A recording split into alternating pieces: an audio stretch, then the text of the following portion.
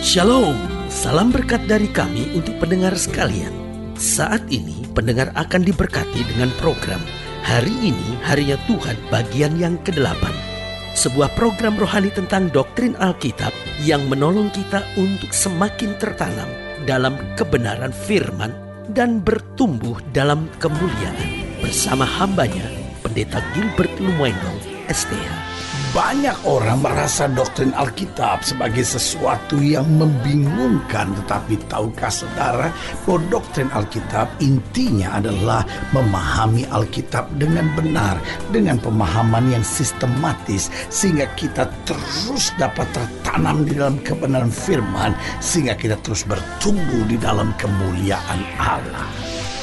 Buka hati saudara sekalian untuk menerima berkat-berkat firman-Nya hari ini.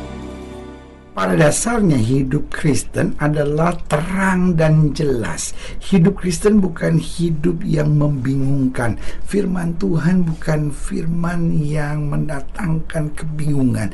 Karena Alkitab berkata bahwa God is not the author of confusion. Alkitab berkata bangkit menjadi teranglah sebab terang Tuhan terbit atasmu. Sehingga hidup Kristen adalah hidup yang terang. Hidup Kristen adalah hidup yang jelas. Hidup Kristen adalah hidup yang penuh kepastian dengan tujuan-tujuan yang juga jelas. Kalau Tuhan izinkan badai, Tuhan izinkan masalah, Tuhan izinkan persoalan, pasti ada maksud Tuhan. Karena itu Roma 8 ayat 28 bilang Allah turut bekerja dalam segala perkara untuk mendatangkan kebaikan. Yang pertama, kejelasan Tuhan ini agar kita bebas dari segala kebingungan dan kekhawatiran. Setan itu senang menciptakan kebingungan. Kebingungan dalam rumah tangga, kebingungan dalam ekonomi, kebingungan dalam kehidupan. Karena itu Alkitab sudah menubuatkan di akhir zaman ada banyak orang yang mati karena takut dan bingung dengan gelora laut, dengan tanda-tanda langit akan goncang, bahkan dengan keadaan karakter manusia di akhir zaman akan ada banyak orang yang takut dan bingung. Tetapi Alkitab berkata di saat manusia takut dan bingung, kita akan melihat anak manusia datang dalam kemuliaannya. Artinya apa? Orang yang hidup dalam kemuliaan Tuhan, mau dalam keadaan kebingungan apapun, di akhir zaman tetap teguh kuat berdiri. Karena itu Alkitab berkata dunia sedang lenyap dengan segala keinginannya, tapi orang yang melakukan kehendak Allah akan tetap hidup sampai selama-lamanya. Bahkan Alkitab berkata di akhir zaman dalam kebingungan orang akan dibujuk sampai murtad, tapi orang yang mengenal Tuhan akan tetap kuat dan bertindak. Haleluya. Jadi hidup Kristen penuh dengan kejelasan. Tujuannya jelas agar kita bebas dari berbagai kebingungan. Yang kedua, agar kita mengalami keadilan. Saudara yang kasih dalam Tuhan, kalau segala sesuatunya nggak jelas, segala sesuatunya nggak terang, maka manusia merasa diperlakukan secara tidak adil. Tetapi hidup ini boleh saja tidak adil, tetapi orang yang hidup dalam kebenaran selalu akan mengalami keadilan. Itu sebabnya Yesaya berkata, hakku terjamin pada Allah.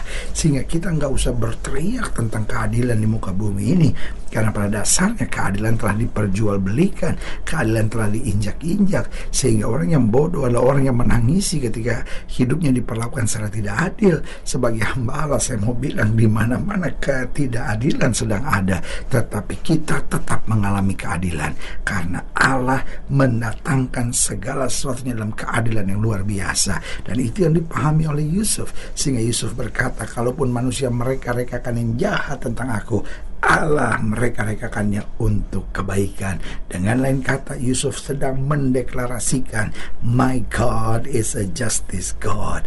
Karena itu Alkitab juga berkata, orang yang menaburkan air mata akan menuai dengan sorak-sorai. Pertanyaan saya, adil nggak? Betul ada waktunya kita menaburkan air mata, tetapi ada masanya kita akan menuai dengan sorak-sorai. Berarti kalau kita sedang menaburkan air mata hari ini, jangan berontak, jangan kecewa, tetapi pandang Tuhan. Segala segala sesuatunya menjadi terang, segala sesuatunya menjadi jelas, dan kita menerima keadilan sorgawi. Haleluya. Jadi jelas, segala sesuatu dalam hidup Kristen itu tegas, jelas, dan terang. Yang pertama, agar kita bebas dari kebingungan. Yang kedua, agar kita mengalami keadilan. Yang ketiga, agar kita tidak punya alasan untuk tidak melakukan firman. Gak ada alasan berkata, saya gak ngerti. Lu gimana gak ngerti?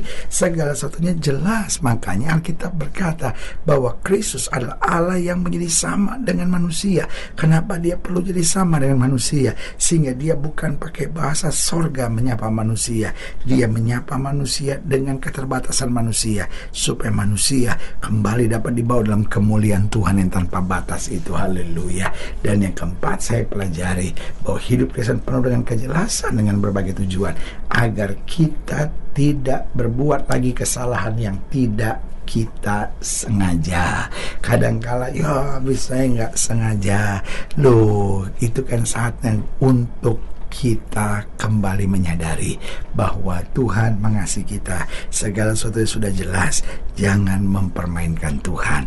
Kalaupun sampai kita betul-betul tidak sengaja, jangan mengulanginya lagi. Kenapa? Karena kita sudah belajar untuk terus bertumbuh, untuk terus makin disempurnakan, untuk terus makin hari makin menyenangkan hati Tuhan. Haleluya. Selamat datang dalam program kita hari ini, Harinya Tuhan, sebuah program rohani yang kembali mengingatkan kepada kita betapa pentingnya kita menjadikan firman Tuhan sebagai dasar keseharian hidup kita. Karena selama kita jadikan firman Tuhan sebagai dasar keseharian hidup kita, langkah-langkah ke depan kita penuh dengan kepastian, kemenangan, berkat, mujizat, dan perkara-perkara besar. Haleluya. Dalam program ini kita sedang membahas tentang satu hukum dan satu peraturan. Hidup Kristen bukan hidup yang bingung. Satu hukum dan satu peraturan. Haleluya. Nah, ini yang kita mau belajar hari ini dari Bilangan pasal 15. Bilangan pasal 15 ayat yang ke-13 sampai ayatnya yang ke-21. Bilangan 15 ayat 13 sampai 21. Demikianlah firman Tuhan. Setiap orang Israel asli haruslah berbuat demikian apabila ia mempersembahkan korban api-apian yang baunya menyenangkan bagi Tuhan. Dan apabila seorang asing telah menetap padamu, atau seorang lain yang tinggal di antaramu, kamu atau di antara keturunan kelak, hendak mempersembahkan korban api-apian yang baunya menyenangkan bagi Tuhan, maka seperti yang kamu perbuat, demikianlah harus diperbuatnya. Mengenai jemaah itu, haruslah ada satu ketetapan bagi kamu dan bagi orang asing yang tinggal padamu. Itulah satu ketetapan untuk selama-lamanya bagi kamu turun-temurun. Kamu dan orang asing haruslah sama di hadapan Tuhan. Satu hukum dan satu peraturan. Ini yang saya bilang terang, ini yang saya bilang jelas, ini yang saya bilang keterbukaan. Satu hukum dan satu peraturan berlaku bagi kamu dan bagi orang asing yang tinggal padamu. Tidak ada perbedaan. Dan itulah jenis hukum. Hukum tidak boleh pandang bulu. Hukum harus tetap menjadi Tuhan. Saudara gue yang kasih dalam Tuhan, ketika hukum tidak lagi menjadi panglima, hukum tidak menjadi lagi tuan di dalam satu negeri, maka rusaklah segala sesuatunya. Karena itu ayat 16 dari Bilangan 15 berkata, satu hukum dan satu peraturan berlaku bagi kamu dan bagi orang asing yang tinggal padamu. Lagi berfirmanlah Tuhan kepada Musa, berbicaralah kepada orang Israel dan katakanlah kepada mereka, apabila kamu masuk ke negeri kemana kamu akan kubawa, maka apabila kamu makan roti hasil negeri itu, haruslah kamu mempersembahkan persembahan khusus bagi Tuhan.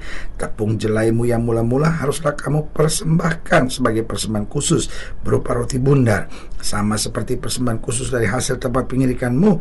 Demikianlah harus kamu mempersembahkannya.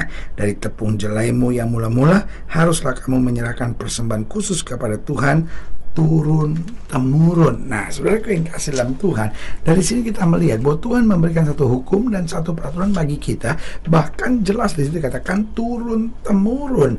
Karena itu kita tidak perlu saingan dan kita tidak perlu berkompetisi.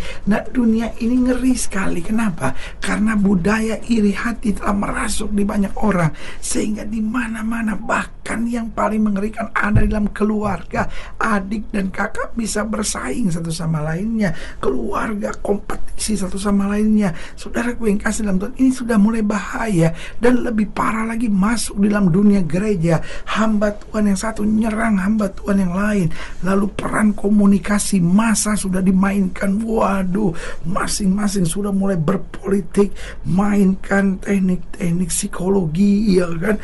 Wah, untuk untuk menyerang yang lain, untuk kelihatan dirinya yang paling hebat, sampai selalu bilang saya ini. Waduh, itu kan udah mulai mempermainkan psikologi massa, ya kan? Sampai semua orang bilang, wah dia yang paling hebat ini, dia yang paling benar ini. Waduh, itu kan kalimat-kalimat psikologi massa. Itu kan harus dipakai biasanya kampanye politisi, tetapi sudah merasuk di hati busuk para orang-orang yang terlibat di dalam pekerjaan Tuhan. Sebagai hamba Allah, saya mau bilang bertobat. Kenapa? Karena kita sedang saingan dan kompetisi. Padahal pekerjaan Tuhan bukan saingan, tapi bergandengan tangan melakukan yang benar baik kemuliaan Tuhan. Tuhan memberikan satu hukum, satu peraturan bagi kita turun-temurun. Yang pertama, kita tidak perlu saingan dan kompetisi. Yang kedua, kita juga jangan mengasihani diri sendiri. Waduh, tantangan saya berat. Waduh, persoalan saya berat. Alkitab berkata, semua saudaramu di seluruh dunia menanggung penderitaan yang sama. Artinya apa? Masing-masing kita memang harus berjuang. Masing-masing kita dalam pergumulan. Masing-masing kita menghadapi tantangan. Tetapi Tuhan juga pembela buat kita. Haleluya. Yang ketiga, Tuhan memberikan satu hukum, satu peraturan bagi kita turun-temurun. Karena itu kita tidak ada alasan untuk bersungut-sungut. Perjuangan kita sama, badai yang harus kita lewati sama, pergumulan kita sama, tantangan kita sama, kemenangan kita sama. Tetapi masing-masing kita unik di hadapan Tuhan, karena Tuhan punya rencana buat setiap orang berbeda-beda. Karena itu bersyukur saja, kuat saja menghadapi segala perkara. Dan yang keempat, Tuhan memberikan satu hukum dan satu peraturan bagi kita. Karena itu kita harus selalu bersemangat melakukan aturan dan ketetapan Tuhan, karena setiap kita diberi perintah yang sama. Karena itu mari maju, mari kuat, mari bertindak, mari setia, mari bertahan sampai akhir, karena kita tidak akan pernah dipermalukan. Ya, haleluya. Saudara gue yang kasih dalam Tuhan, jika saudara yang lainnya lebih jauh, hubungi kami melalui telepon, hubungi kami melalui surat, kunjungi website kami, karena kami ada untuk membawa Bapak Ibu sudah senantiasa lebih dekat pada Tuhan dan mengalami kasih kuasa mujizat yang luar biasa. Haleluya. Secara khusus melalui program ini juga saya mau berdoa buat setiap orang yang sakit, setiap orang yang berbeban berat, karena saya percaya bahwa bagi Allah tidak ada perkara yang mustahil. Nah, saudara yang ingin didoakan secara khusus, boleh taruh tangan kanan saudara di dada dan kita akan berdoa. Mari kita berdoa. Bapa, dalam nama Yesus, hamba doa buat yang sakit, hamba doa buat yang berbeban berat, hamba doa untuk setiap mereka sedang menghadapi masa-masa yang sukar, karena hamba percaya bahwa bagi Allah tidak ada perkara yang mustahil. Bapa, hamba berdoa di dalam nama Yesus, Tuhan jamah yang sakit Tuhan sembuhkan, yang lemah Tuhan kuatkan, yang susah Tuhan hiburkan, yang jatuh Tuhan angkat, sehingga hari-hari yang penuh kemenangan boleh berlaku. Secara khusus hamba doa buat mereka yang taruh tangan kanannya di dada, di dalam nama Yesus Tuhan jamah anugerah kasih karunia berkat kuasa Tuhan yang sempurna boleh terjadi. Bahkan mereka yang taruh tangan kanannya di dada, Tuhan jamah, Tuhan kuatkan, sehingga setiap kami boleh senantiasa hidup dalam keterangan Kristus, dalam kejelasan Kristus, dalam kepastian Kristus, mulai hari ini sampai selama-lamanya. Di dalam nama Yesus kan berdoa, haleluya, amin. Saudara yang kasih dalam Tuhan, kita sudah berdoa. Ingat, Allah tidak pernah lalai menepati janjinya. Ini saatnya buat kita untuk bangkit, bersemangat, bersuka cita dalam menghadapi segala perkara. Karena kita tahu Yesus hidup, Yesus berkuasa, dan selalu menyediakan yang terbaik buat anak-anaknya. Doa saya menyertai saudara. Sampai berjumpa pada program berikut, dan jangan lupa, jadikan hari ini harinya Tuhan. Haleluya.